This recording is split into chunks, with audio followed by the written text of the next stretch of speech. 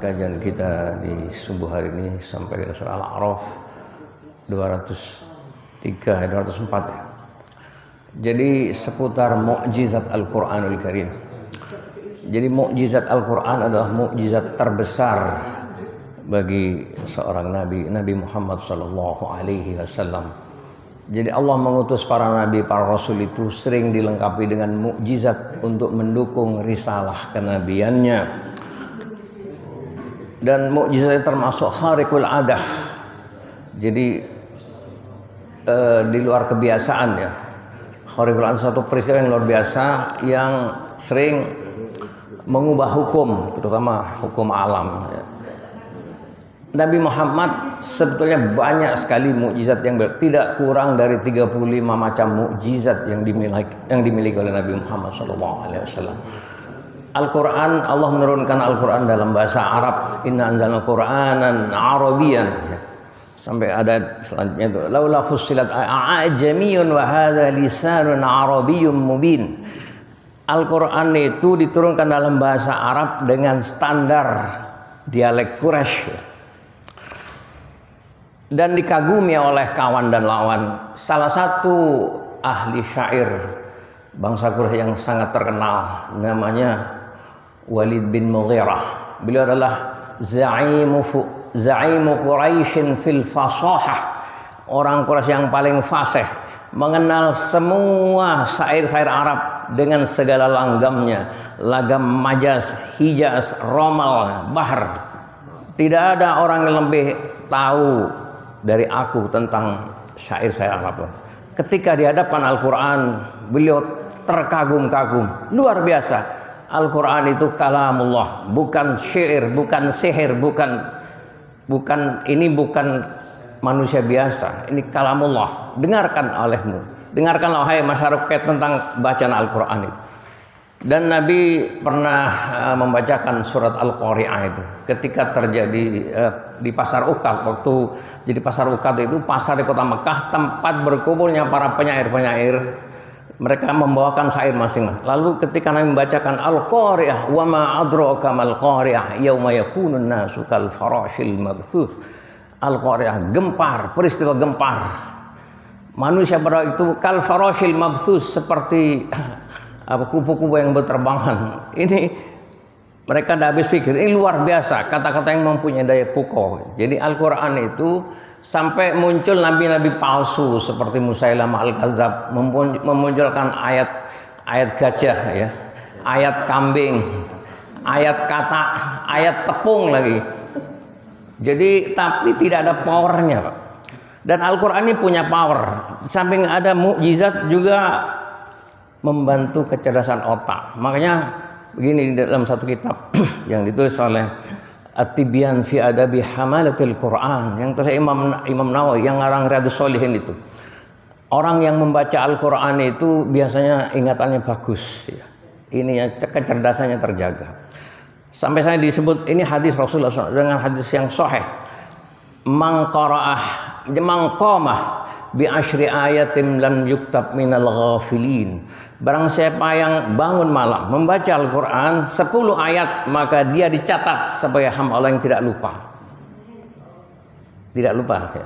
Jadi ini luar biasa. Jadi itu dianggap berzikir kepada Allah sepanjang malam. Lalu man qara'ah mi ayatin kutibah minal qanitin. Barang siapa membaca 100 ayat, dicatat oleh sebagai hamba yang qanitin, ayat ta'in, hamba yang taat kepada Allah. 100 ayat. Mangqara'ah alf ayatin kutiba minal muqsitin. Orang yang membaca 1000 ayat, 1000 ayat sekitar 6 sampai 7 juz, itu dicatat sebagai hamba Allah yang adil versi Allah SWT. Saya ini anak-anak muda-muda perlu ya untuk mengenang kembali Al-Quran itu kandungan mukjizat yang luar biasa. Waktu Habibie studi di Jerman, Habibie ini kita termasuk putra terbaik Indonesia, pemegang IQ 200. IQ Habibie 200, saudara. IQ 140 termasuk jenius. Ini jeniusnya super. Habibie itu menemukan 44 teori aerodinamika ya. Dia ahli pesawat. Satu teori namanya crack Habibie. Jadi Habibie itu menemukan satu teori, ketika pesawat landing dan take off ya, landing atau take off itu antara ekor dan pesawat ada keretakan. Habibie mampu menghitung keretakan antara ekor dan badan pesawat sekian senti, sekian mili, sekian senti. Tahu-tahu pesawat itu pecah di udara, jatuh. Makanya Habibie jadi rebutan perusahaan-perusahaan besar, ada Boeing, ada Airbus, ada Fokker ya, untuk jadikan tenaga expert dalam pembuatan pesawat. Orang seperti Habibie ini manusia langka. Waktu di Jerman beliau itu selalu ranking ya, tapi selalu tersisih dengan 2 orang Yahudi. Ya, peringkat 3 Habibie itu, asal peringkat 3. Lalu bertanya, engkau ini luar biasa. Jadi IQ sama-sama tinggi IQ-nya. Orang Yahudi kan tinggi-tinggi IQ-nya. Lalu orang Yahudi, nanti suatu saat saya mau ceritakan apa kebiasaanmu, apa makananmu, sampai tanya macam-macam itu. Nanti kebiasaan saya ungkap pada suatu hari nanti. Selalu ditagih lagi. Bagaimana kamu katanya mau ungkap kebiasaan-kebiasaanmu yang menyebabkan kamu itu sampai juara 1, juara 2. Pak. Habibie juara 3. Ternyata apa kebiasaan saya ini, kata orang Yahudi itu, kami ini kalau malam itu bangun jam 3, lalu mandi, Pak. Setelah mandi saya membaca kitab sucimu, Al-Quranul Karim. Wah, ini Habibie sebagai seorang Muslim, ini orang Yahudi, beragama Yahudi. Saya ini lebih pantas untuk menekuni Al-Quran, membaca Al-Quran. Akhirnya Habibie itu mengubah kebiasaan. Kebiasaan beliau bangun malam, mandi, lalu pakai pakaian bagus, lalu membaca Al-Quran itu. Ternyata luar biasa, lalu menyisihkan tadi orang Yahudi. Akhirnya ranking 1 terus Yahudi. Habibie itu. Ini luar biasa. Jadi orang yang makanya penyakit-penyakit Alzheimer, demensia itu karena terkait saraf. Itu malah disarankan untuk selalu membaca Al-Quran. Jadi makanya orang yang membaca Al-Quran itu biasanya daya ingatnya bagus. Dan berpahala, Pak, berpahala. Karena gini, orang yang membaca Al-Quran itu dihitung per huruf. Mangkora harfan min kitabillah falahu hasanatun. Fal hasanatu bi asyri amsalihha wala aqulu alif lam mim harfun walakin alifun harfun lam harfun mim. Misalnya alif lam mim itu kan 3 huruf ya. Ngitungnya 1 huruf dinilai 10 kebaikannya. 3 huruf kan 30. Nah, Nabi Muhammad itu memang seorang nabi yang punya kelebihan-kelebihan di atas manusia rata-rata ya. Beliau terkenal fasih. Fasihnya luar biasa, dikagumi kefasihan Nabi itu. Sampai-sampai Abu Bakar Siddiq radhiyallahu anhu, ya Rasulullah, ini ungkapan sahabat Abu Bakar, sahabat dekat Rasul, ya Rasulullah, laqad tuftu fil Arab wa sami'tu fusahahum fama sami'tu afsaha minka qala addabani rabbi wa nasya'tu fi Bani Sa'ad bin Bakar. Ya Rasulullah, aku sudah keliling ke seluruh jazirah Arabia dan aku sudah bertemu dengan pembesar-pembesar mereka, tapi aku belum pernah mendengar orang yang lebih fasih dari engkau. Ini pertanyaan sahabat Abu Bakar. Lalu jawab Nabi, addabani rabbi, Allah lah yang mendidik aku, yang mencetak aku menjadi begitu.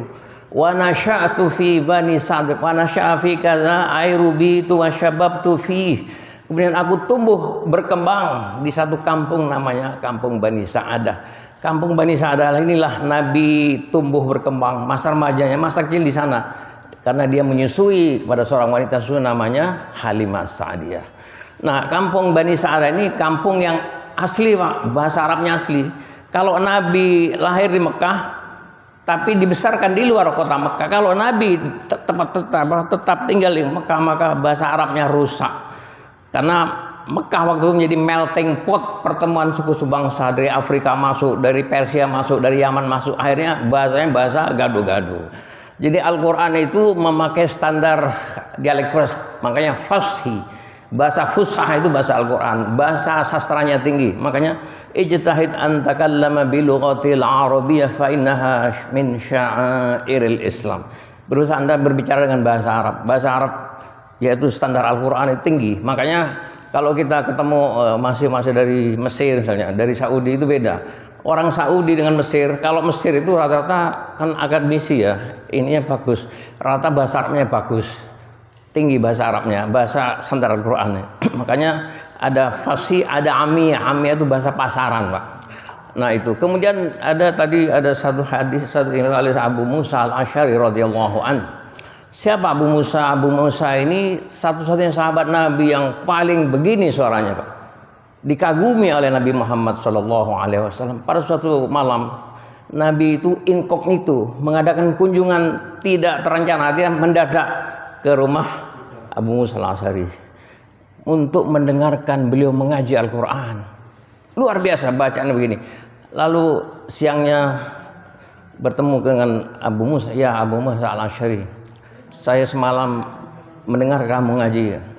Ya Rasulullah, sekiranya aku tahu engkau datang, aku akan perbagus lagi bacaanku. Lalu Nabi berkomentar begini, laqad utita mizmaram min mazamiri ali Daud. Engkau itu diberi suara. Mizmar artinya seruling, tapi maknanya itu dalam Imam Nawawi menyebut husnus saut. Engkau diberi suara yang merdu seperti merdunya keluarga Nabi Daud alaihissalam. Nabi Daud alaihissalam itu kalau membaca Zabur itu semua terdiam, terpukau, Pak, karena keindahan suaranya. Jadi itu orang-orang ini kan langka. Memang untuk belajar Al-Quran itu memang yang bagus harus menguasai tajwid ya. Dua harus belajar qiraat ya. Kalau menguasai qiraat bagus, karena dalam qiraat itu diajarkan jenis-jenis bacaan itu ya. Ada bayan, ada koror, ada jawab, ada jawab ya.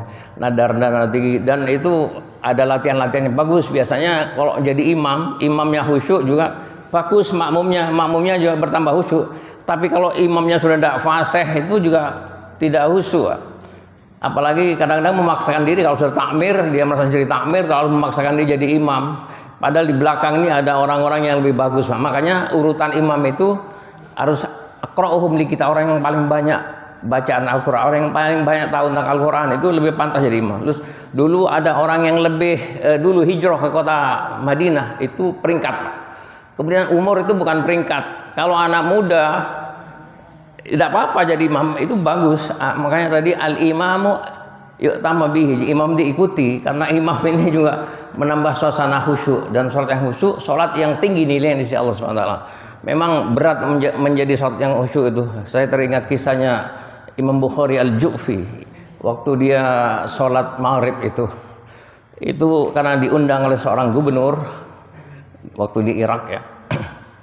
Kemudian dia mengimami sholat maghrib, begitu khusyuknya. Ternyata setelah angkat satranya ada tawon yang ngentup. Itu 17 gigitan tawon, Pak. Beliau tidak menghentikan sholatnya. Tidak menghentikan sholatnya. Luar biasa ini. Ini sholatnya orang-orang khusus. Ada lagi yang Ali bin Abi Thalib radhiyallahu an. Sahabat Ali itu kalau sholat, sebelum sholat pucat, Pak. Pucat. Apa yang dia kenang, yang dia ingat itu terkenang firman Allah Ta'ala. Jadi inna aradna al-amanata 'ala as-samawati wal ard wal jibali fa abaina ay yahmilnaha wa ashfaqna minha wa hamalaha al-insan innahu kana zaluman jahula. Artinya kami tawarkan amanah untuk mengikul tanggung jawab itu kepada alas, kepada langit, kepada gunung, kepada bumi, semuanya menolak kecuali manusia yang menerimanya. Tetapi ketika dia selesai sholat itu menjadi segar. Banyak contoh-contoh bagaimana untuk menjadikan sholat khusyuk itu. Semua itu kecil ketika Allahu Akbar, yang agung, yang besarnya Allah. Makanya kita ini disunahkan ketika mau sholat baca doa a'udzubillahi minasyaitonir Rabbi inni a'udzubika min hamazati syayatin wa a'udzubika rabbi ayahdurun. Kemudian ketika baca Quran jangan lupa baca ta'awudz, itu pesan Al-Quran dalam surat An-Nahl 98, wa idza qara'tal Qur'an fasta'iz billahi minasyaitonir rajim. Kalau engkau baca Quran jangan lupa baca a'udzubillahi minasyaitonir rajim. Bismillahirrahmanirrahim. Nah, dengan kebiasaan bacaan itu bagus dan itu ada pahalanya. Yang paling bagus lagi bangun malam baca Quran. Itu juga bagus untuk kecerdasan, daya ingat, karena penting generasi muda ini perlu banyak menghafal, mengingat, jadi supaya ininya bagus sampai hari tua, tidak akan pikun. Orang yang banyak baca tidak akan pikun sampai hari tua. Semoga aku ma tasma'una hadanallahu wa iyyakum al'afu minkum. Wassalamualaikum warahmatullahi wabarakatuh.